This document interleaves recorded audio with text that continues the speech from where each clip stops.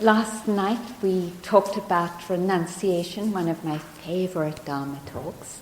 And so now I want to talk about the more detailed mechanism of what gives rise to the dynamic that entangles us in the great tangle that we're invited to renounce, right? So, in the Buddhist landscape of the mind,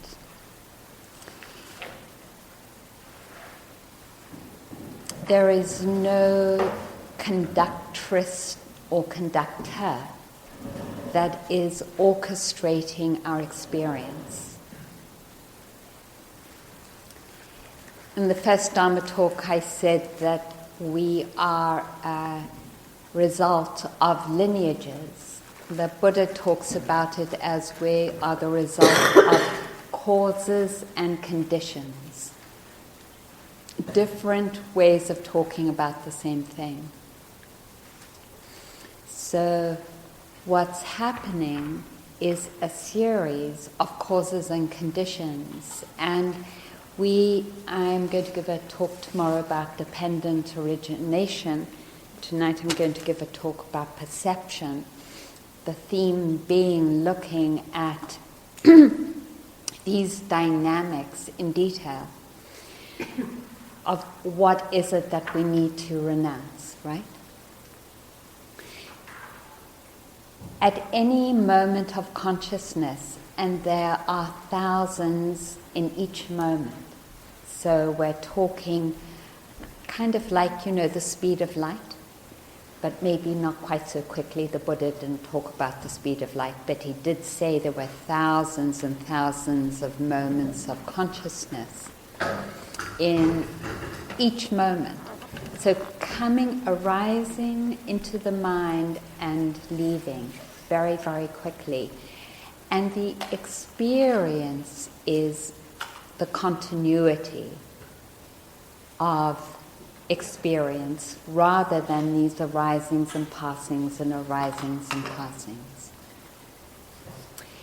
In each of those moments of consciousness, there are 7 universal mental factors, and the first being the capacity in the mind to make contact in one of the sense spaces.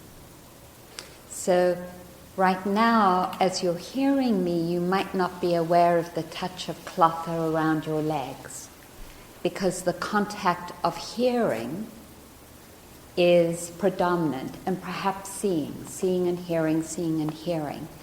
In any one moment of consciousness, there's just one sense space that is being activated. And it's activated through the causes and conditions of where you're putting your basic attention. Right now, listening to me.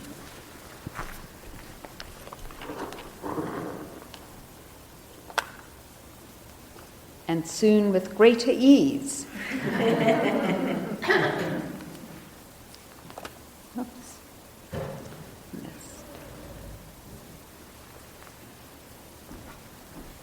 Okay. Let's see how that goes. Better?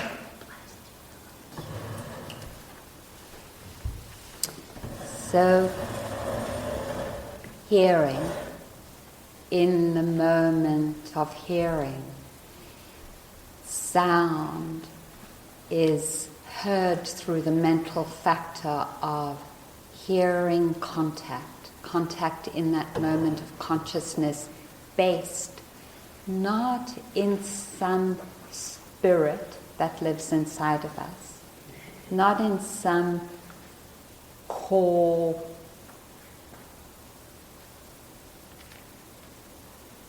I, but rather the mind has a consciousness based in hearing that when sound comes, makes contact. The mind hears the sound as contact and immediately in that contact, there are 6 other mental factors that arise at the same time. I won't go into all of them other than to say one of them is the feeling of pleasant, unpleasant, or neutral. So in this very moment, as you're hearing my voice, it could be that it's unpleasant, which it is for me because it's a little loud, but that's fine. It's unpleasant. It could be that it's neutral, or it could be that it's pleasant. This is not, it is karmically determined. That is to say, in this particular configuration that each of us are, we have predispositions to some experiences being pleasant, some experiences being unpleasant, and some being neutral. So someone might love the taste of coffee and someone else might not, or it might be neutral. Someone might love the feeling of being cool, and some of us might not. That might be unpleasant for us. And so there isn't anything universally good or bad about the experience of hearing sound right now and it being pleasant, unpleasant, or neutral. It is just the expression of causes and conditions, of the past, of our particular genetic makeup, of what we've experienced in our lives, creating these causes and conditions for pleasant, unpleasant, and neutral. It's happening all the time. When there is a mind moment of consciousness, when you're like now hearing sound and it's either pleasant, unpleasant, or neutral, if there isn't mindfulness in that moment of consciousness, the habitual and automatic, that is, it'll happen, response will be to want more of the pleasant, to not want, to have aversion to the unpleasant. God, can't you just change that volume? And in the aversion, there's always blame. Sue, how come you put it up so loud? That it's just, it isn't that I or she are a bad person. That is the lawful dynamic of the mind. You just have to bow down to it. It's so amazing.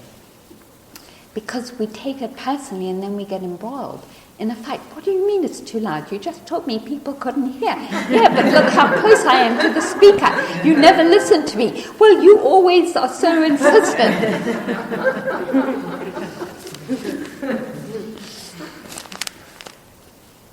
And so we construct a story about each other. And that's what I was talking about in the first Dharma talk, those bubbles of molecules on molecules constructing an identity of I'm the person that Sue doesn't really care about. And she's like, Arena's always just so concerned about herself, And that's the identity we've created around that interaction. And we're doing it all the time, every single one of us. And so, when we find ourselves embroiled and triggered, it isn't because we are terrible people. It is the dynamic of the mind when there isn't mindfulness present. And that's why we are so in awe of the practice and liberating aspect of mindfulness. Because without it, we are embroiled. We can't see what's going on, and we follow that habitual movement to more and more aversion. And that road, that Grand Canyon road, gets deeper and deeper until we're ready to drop bombs. Not because the person is bad, because there's consistently not been any mindfulness in that mind. And that would be us, but for some beautiful karmic reason that none of us can see, we've all come to the Dharma. And so we have the possibility of liberating ourselves from the dynamic. And so the point of liberation that the Buddha invites us to is to notice when the experience is pleasant, unpleasant, and neutral. Because if we notice it with the breath or with walking or sound or when we're seeing something, I go by the garbage can every day and unpleasant. Unpleasant. Just to notice it, then in that noticing it intervenes with the next habitual response, which is not to want or to want. We just notice unpleasant. Yeah? Sometimes when we comprehend what we're doing, like I take something every day for my lungs and it tastes terrible and it's so big and solid I have to chew it because otherwise I can't swallow it because of the polio, because of the palate being still not quite so effective in the swallowing process. And I know I'm going to experience unpleasant, but it's okay because it really makes a difference. So there are ways, and each of us does this, right? I know I don't like to do this, but I'm doing it, and we hold the unpleasant without going into aversion, right? Because of that greater understanding that it is that what I'm doing is supportive of my healing. When we come back to why am I alive? What is the purpose of my practice and what is the purpose of my life? And we deeply connect with that wish and yearning for freedom and liberation, then that direct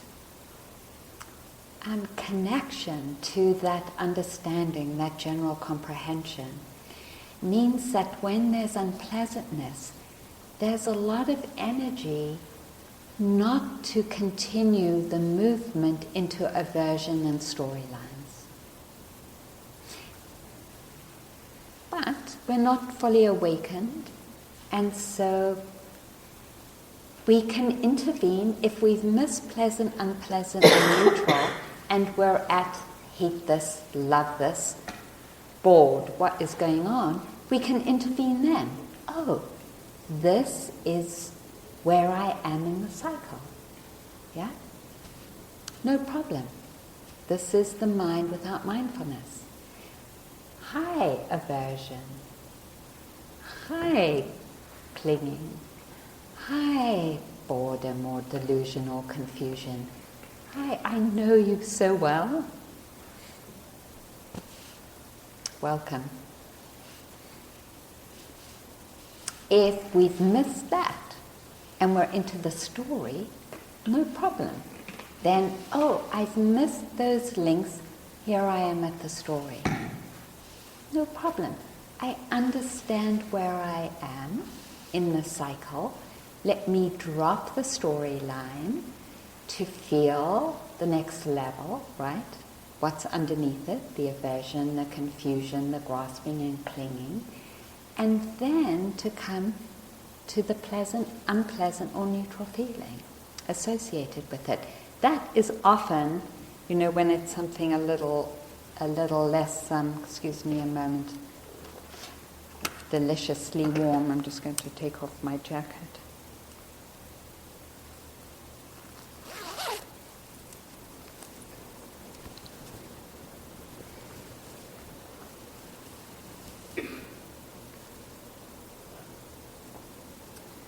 So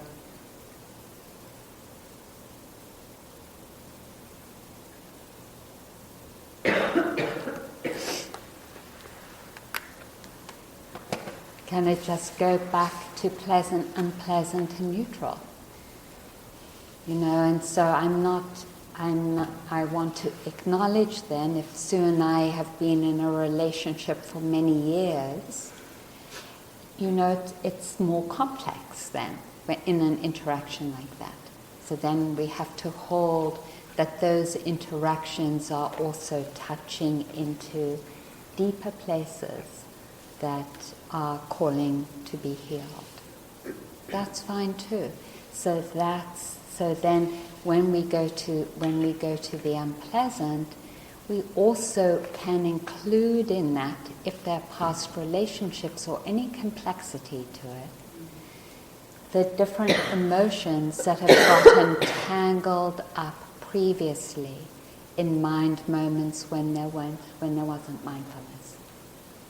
And that's what it means, that's the purification process. And mindfulness and caring can intervene in any one of those stages. So that's the invitation today. When and if you feel comfortable with that practice of every now and again, as you're connecting with sitting or walking or standing or eating or seeing or hearing, to notice pleasant, unpleasant or neutral. Where am I in that cycle?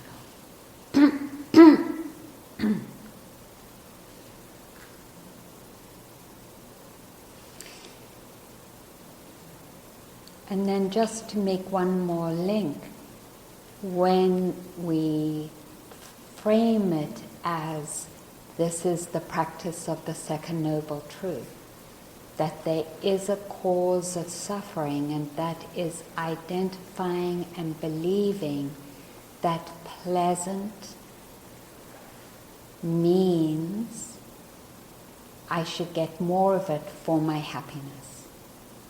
Because it isn't just that there's pleasant, unpleasant or neutral. It's that when there isn't mindfulness, there's always delusion and ignorance. And in that field of ignorance, that pleasant is being experienced, for example, there is always the misunderstanding of where happiness lies. And that misunderstanding is that it lies in getting more sensually pleasant experience. It isn't that, again, I just want to stress that we're bad. And the same with aversion. There's the misunderstanding that our happiness lies in pushing away the experience, in strategizing and controlling the environment not to have that experience. That's where our happiness lies. And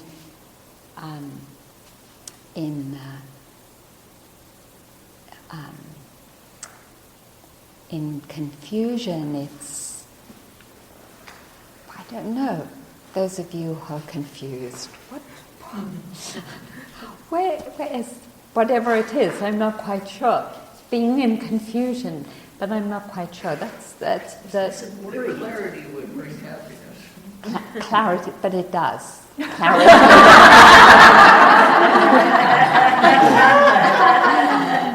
Equanimity. No. There's. I don't know. As a confused person, it's more.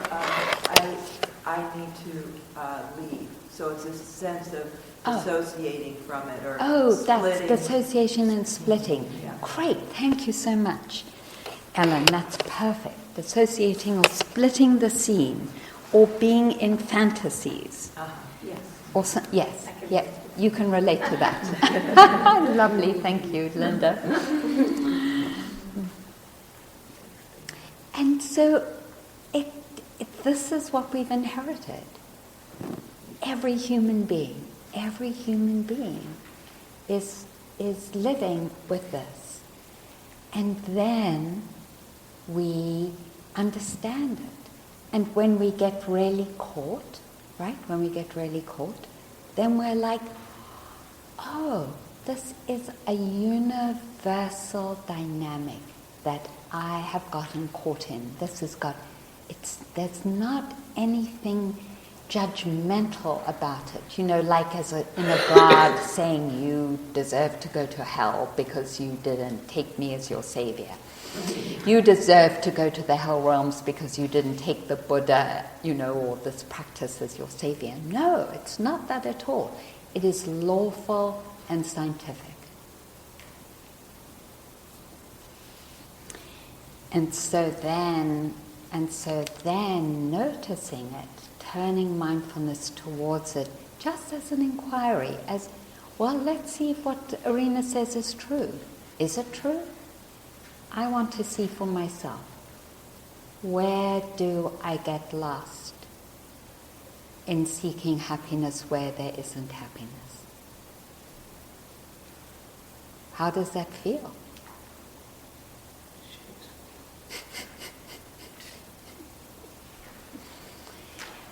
So then, when you name it this way, then there's only compassion. It's like, well, what a trip. Here we are with this, and how magnificent is it that every human being has the capacity to heal this. And that's why we're here, because we're supporting each other to heal this dynamic when there isn't understanding and mindfulness entraps us. And that's what we're doing. So we get to bow down to each other then in this endeavor of coming to know and disengage and renounce from this particular dynamic, because it is the fundamental basis of our suffering and the second noble truth, that there is suffering and the cause is this dynamic unnoticed.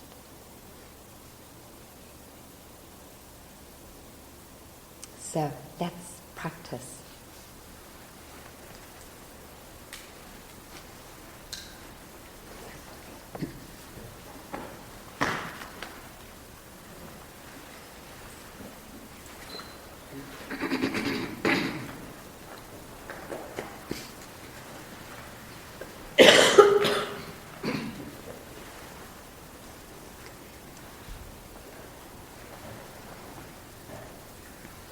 Take a moment to connect in the ways you usually begin your meditation.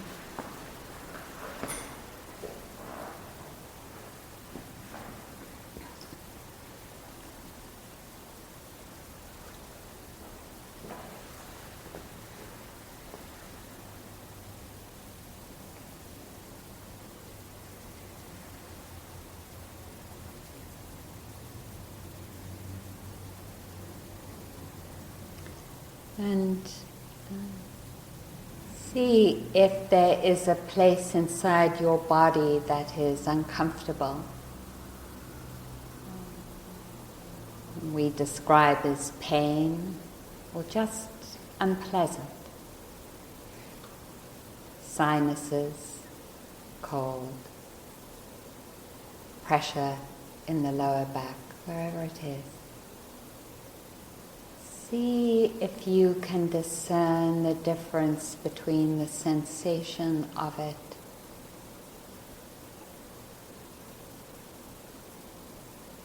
and the unpleasantness. Sometimes it's just the sensation, and if that's true, then go to a different place that's more unpleasant. Or remember a time if there isn't anything unpleasant right now.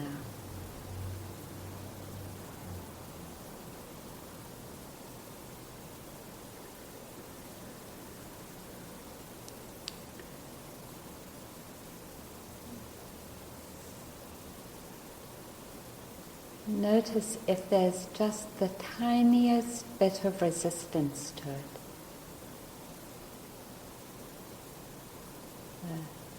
Subtle contraction in the mind, or not so subtle. and not wanting.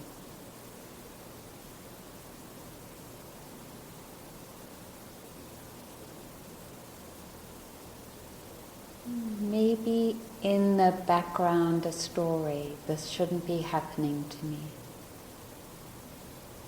There's something wrong I need to fix.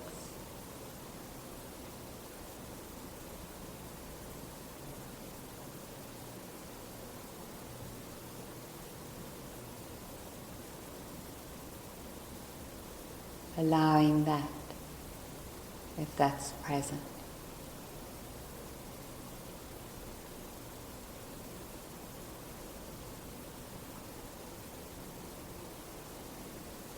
See if you can sweep down to unpleasant, just as unpleasant.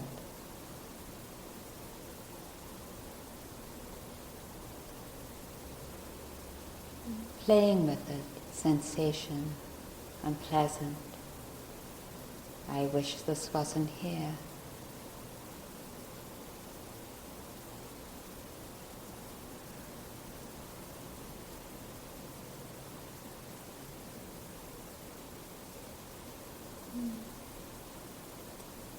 And then coming back to the body in the comprehension of your posture.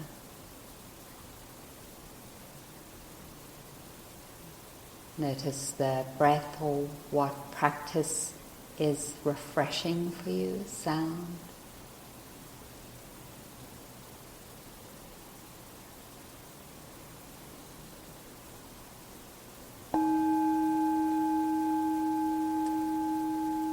Pleasant, unpleasant, or neither.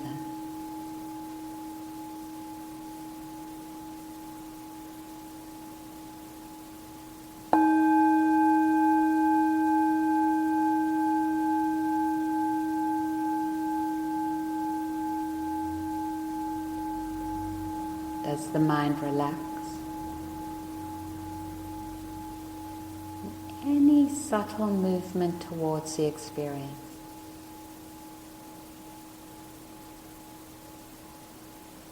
A wanting.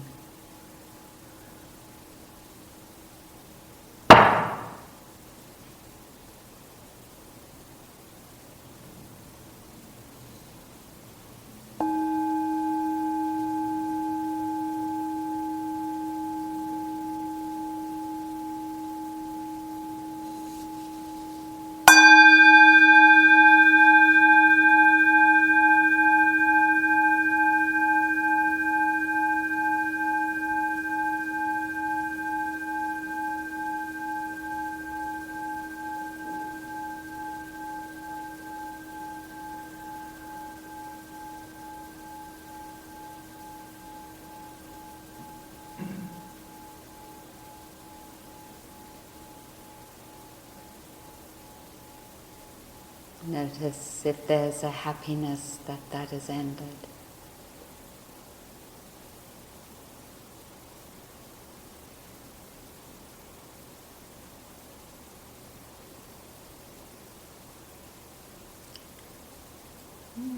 Either it might be present or there's been a time when you've been confused.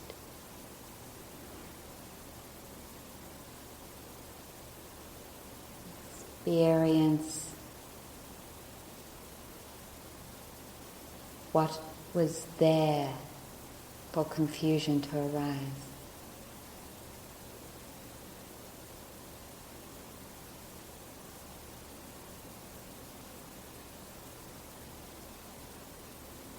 Neutrality is another way to access this.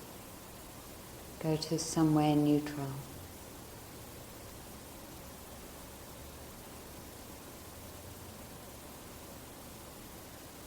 Maybe your elbows.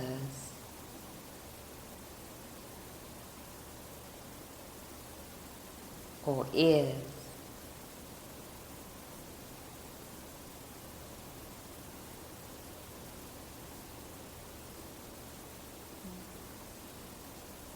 Noticing if the mind is slipping off.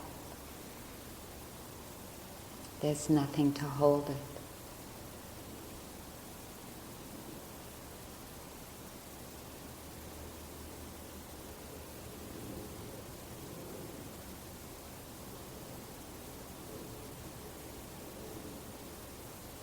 And now, has the mind gone into thinking?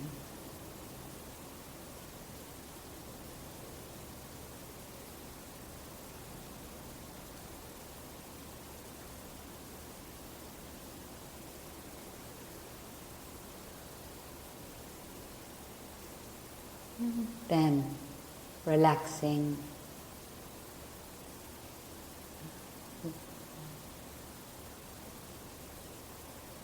reconnecting with your understanding of why you're practicing.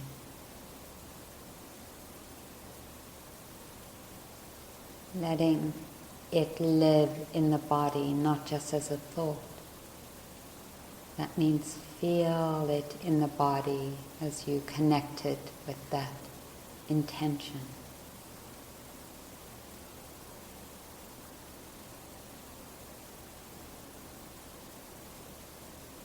Opening to how it is for you now, in the body.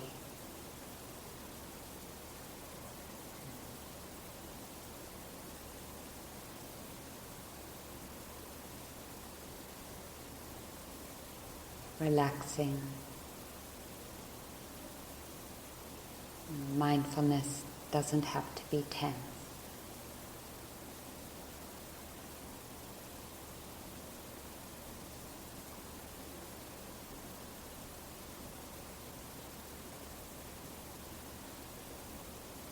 This knowing and allowing and receiving of experience notices in the stream of experiences or breath or what you're noticing. The arising and passing.